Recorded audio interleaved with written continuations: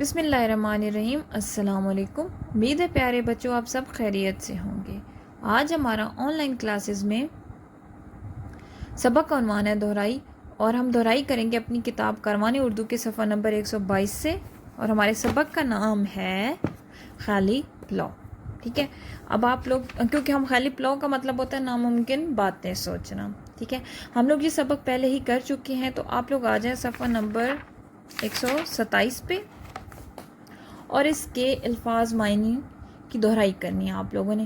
جب آپ اس کے سارے الفاظ معنی کی دہرائی کر لیں گے تو آپ نے اس میں سے 5 الفاظ لینے ہیں اور ان کو اپنے جملوں میں استعمال کرنا ہے۔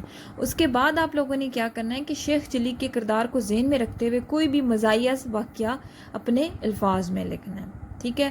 2 کام دیے ہیں جو آپ لوگوں نے کرنے ہیں، ایک تو پہلے اس کے الفاظ معنی کی دہرائی کرنی ہے، اس کے بعد اس میں سے 5 کوئی بھی اپنی مرضی کے 5 لفظ لے کے ان کو اپنے جملوں میں استعمال کرنا ہے۔